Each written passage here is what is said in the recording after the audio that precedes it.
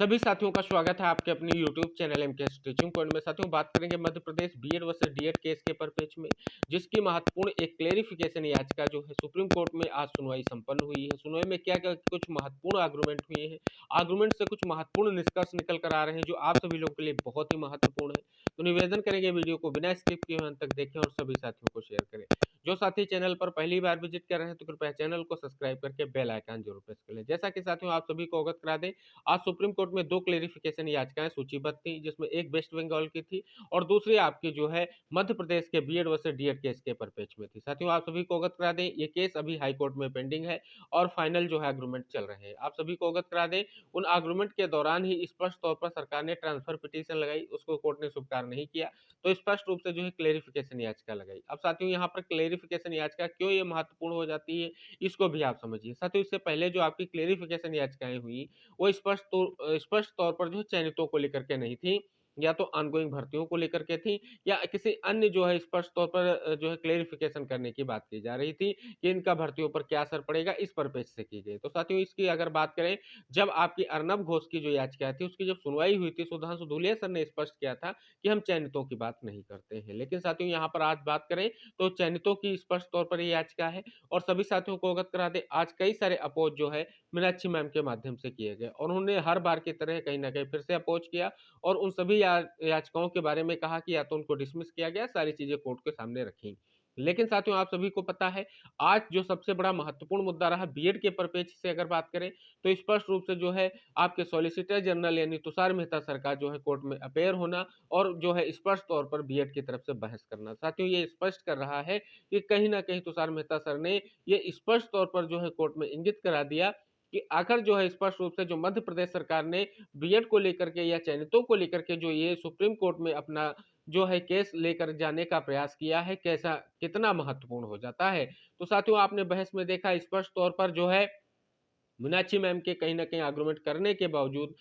जो है अपोज करने के बावजूद स्पष्ट तौर पर जो है कहीं ना कहीं इस केस को जो है स्पेशल बेंच के पास भेज दिया गया है। तो साथियों यहाँ पर आप देख रहे हैं कि स्पष्ट तौर पर जब स्पेशल बेंच की बात कोर्ट के माध्यम से की गई तो तुषार मेहता सर उस पर जो है स्पष्ट रूप से सहमत दिखे। तो साथियों आप सभी को स्पष्ट हो जाता है कि आज की अगर आर्गुमेंट की बात करें तो स्पष्ट रूप से जो डीएलएड की तरफ से पुरजोर कोशिश की गई कि जो है केस को स्पष्ट रूप से डिसमिस कराया जाए। हालांकि साथियों एक जो दूसरी आपकी वेस्ट बंगाल की याचिका थी, यहाँ पर आप देख सकते हैं स्टेटस आ चुका है, स्टेटस में स्पष्ट तौर पर उसे जो है विड्रा करने की बात कर दी गई है। कारण यही था क्योंकि अर्नब घोष की जो याचिका थी उसको पहले डिसमिस किया जा चुका है, तो साथियों इसलिए उस याचिका को कहीं ना कहीं स्पष्ट तौर पर जो है विड्रॉ कर लिया गया। तो आप सभी को पता है अब महत्वपूर्ण याचिका ये हो जाती है, ये केवल और केवल मध्य प्रदेश के बीएड वर्सेस डीएलएड को लेकर के नहीं है साथियों, चयनितों को लेकर के नहीं है, ये सभी राज्यों में जो बीएड चयनित है उनके लिए ये महत्वपूर्ण है और उम्मीदों से भरी ये सुनवाई होने जा रही है, क्योंकि साथियों फिर से मामला स्पेशल बेंच के पास भेजा गया है और साथियों आर्गुमेंट भी किया गया है मीनाक्षी मैम के माध्यम से कि इस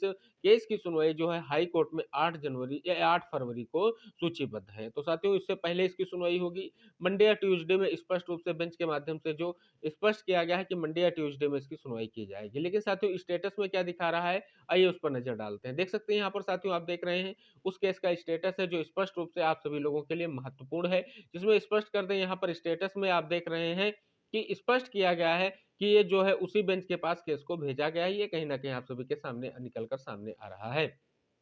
दूसरी तरफ टेंटेटिव डेट की बात करें तो 19 फरवरी दिखा रहा है, लेकिन साथियों ये स्पष्ट नहीं है। आप सभी को अवगत करा दें, जैसा सुनवाई के दौरान स्पष्ट रूप से जस्टिस ने उस बात को स्वीकार किया था कि हाईकोर्ट में सूचीबद्ध है तो उससे पहले ही कहीं ना कहीं सुनवाई होगी और आशा है कि मंडे या ट्यूसडे में इसकी सुनवाई को लेकर के स्थिति स्पष्ट हो जाएगी। अभी स्पष्ट नहीं है, लेकिन साथियों आशा करेंगे इसकी सुनवाई होकर के स्पेशल बेंच का गठन होगा तो कहीं ना कहीं स्पष्ट रूप से जो है वो आप सभी के इस मामले को सुन करके निस्तारण करेगी। लेकिन साथियों आप सभी को अवगत करा दें, आज आपने देखा कि स्पष्ट तौर पर चयनितों को लेकर के जो है स्पष्ट रूप से जो है भारत सरकार के सॉलिसिटर जनरल कर आ करके स्पष्ट रूप से आर्गुमेंट करना कहीं ना कहीं बीएड चयनितों के लिए महत्वपूर्ण हो जाता है। और आज के आर्गुमेंट के बाद जो निर्देश दिया गया है, जो स्पष्ट रूप से अगर बात करें तो एक महत्वपूर्ण चीज ये देखने को मिली है कि स्पष्ट रूप से जो है डीएलएड की तरफ से जो पक्ष था यानी मीनाक्षी मैम ने जो अपनी बात रखी, कहीं ना कहीं उसको कोर्ट ने जो है नकारते हुए इस केस को जो है स्पष्ट रूप से भेजा। लेकिन साथियों स्पेशल बेंच के जाने के बाद क्या बीएड चयनितों के लिए सेफ रहेगा या नहीं रहेगा, ये सबसे अहम मुद्दा है साथियों।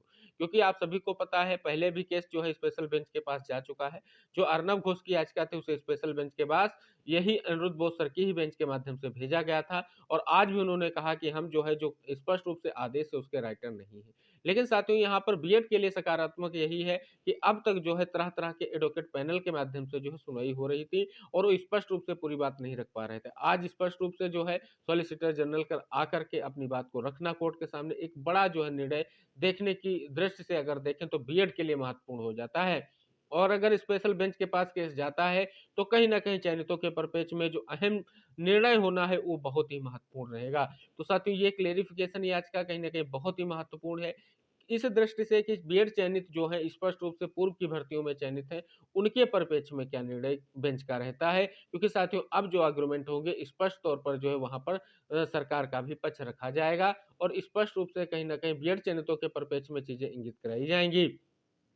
तो स्पष्ट हो जाता है कि यहाँ बीएड के लिए कुछ सकारात्मक जो है पहलू यहाँ पर दिख रहे हैं कि स्पष्ट तौर पर जो ये पहलू बहुत ही महत्वपूर्ण है। स्पष्ट तौर पर पहलू इसलिए महत्वपूर्ण है क्योंकि आप सभी देख रहे हैं कि जो स्थितियाँ चल रही हैं, ज़्यादातर केस अगर हो रहे हैं सुप्रीम कोर्ट में तो याचिकाएँ डिसमिस की जा रही हैं। तो स्पष्ट रूप से जो सरकार ने स्पष्ट प्रयास किया था वो कहीं न कहीं आज उस प्रयास में सरकार को थोड़ी बहुत सफलता दिख रही है। क्योंकि ट्रांसफर पिटीशन एक्सेप्ट ना करने के बाद जो है स्पष्ट रूप से क्लेरिफिकेशन करने का उद्देश्य जो था कहीं न कहीं बहुत ही महत्वपूर्ण था। और साथियों आप सभी को अवगत करा दें, ये चयनितों का परिप्रेक्ष्य लेकर के केस गया है, इसीलिए इस केस को फिर से जो है स्पेशल बेंच के पास ट्रांसफर किया गया है। बस यही कारण है क्योंकि चयनितों के परिप्रेक्ष्य में अभी तक जो है स्पेशल बेंच में कोई भी सुनवाई सूचीबद्ध नहीं हुई है और अर्नब घोष की जब सुनवाई हुई थी तो स्पष्ट रूप से जो इंटरवेन करने की कोशिश की गई थी चयनितों के माध्यम से, लेकिन उसे कोर्ट ने स्वीकार नहीं किया था और ये कह दिया था कि हम यहाँ पर स्पष्ट रूप से चयनितों की बात नहीं कर रहे हैं। तो अब चयनितों के परिप्रेक्ष्य में क्या स्पेशल बेंच का जजमेंट रहेगा, बहुत ही महत्वपूर्ण रहेगा। स्पेशली साथियों बात करें कई सारे राज्यों की शिक्षक भर्तियों को लेकर के अहम जो है फैसला होगा, अहम सुनवाई भी होगी। तो एकजुट हो जाना है, आप सभी को प्रयास करना है, जो ये सुनवाई अब स्पष्ट तौर पर जो स्पेशल बेंच के पास गई है, वहाँ पर एक महत्वपूर्ण निर्णय देखने को मिले। आप सभी देख सकते हैं कि पुरजोर कोशिश आज की गई है कोर्ट में कि स्पष्ट रूप से इस याचिका को भी डिसमिस किया जाए। लेकिन साथियों यहाँ पर बात कर लें स्पष्ट तौर पर जो है उस मांग को स्वीकार ना करते हुए आगे स्थितियां बढ़ा दी गई। हालांकि साथियों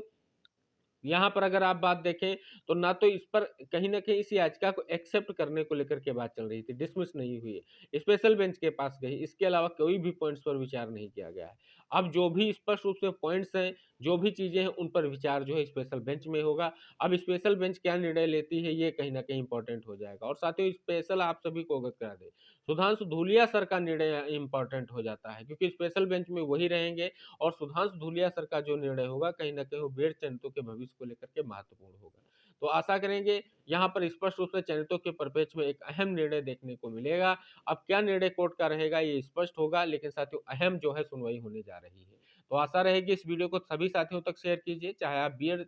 चयनित हैं या आप डीएड टीम की तरफ से हैं, क्योंकि दोनों तरफ से ये महत्वपूर्ण सुनवाई हो चुकी है। अब मामला बराबरी पर आ चुका है कि सुनवाई में किसकी तरफ मामला जाएगा ये स्पष्ट नहीं हो पा रहा है। दोनों तरफ संशय की स्थितियां उत्पन्न हो चुकी हैं, क्योंकि साथियों यहाँ पर स्पष्ट हो गया आज जो है स्पष्ट रूप से याचिका डिसमिस ना होना कहीं न कहीं बीएड को लेकर के भी एक संशय का रुख जो है पैदा कर दिया है और डीएड के लिए तो और भी संशय की स्थिति पैदा कर दी है, क्योंकि साथियों अगर ऐसा कोई स्पष्ट तौर पर कोर्ट ने निर्णय ले लिया जो चयनितों के लिए महत्वपूर्ण हो गया, तो साथियों कहीं न कहीं जो पूर्व की भर्तियाँ हैं, उनमें जो प्रयास उनके लगातार किए जा रहे हैं, कहीं न कहीं उन पर जो है बहुत गहरा जो है असर पड़ेगा। तो ये सारी चीज़ें स्पष्ट हो रही हैं। आशा करेंगे एक उचित निर्णय देखने को मिलेगा। लेकिन साथियों जो भी साथी चैनल पर हमारे जुड़े हुए हैं या जो साथी चैनल पर पहली बार विज़िट कर रहे हैं, इस वीडियो को सभी साथियों तक शेयर ज़रूर कीजिएगा। नेक्स्ट अपडेट के साथ फिर हम वीडियो के माध्यम से उपस्थित होंगे। तब तक के लिए सभी साथियों से यही अनुरोध करेंगे, इस वीडियो को सभी साथियों तक ज़रूर पहुँचाइएगा। मिलते हैं नेक्स्ट अपडेट के साथ, तब तक के लिए टेक केयर, बाय बाय साथियों।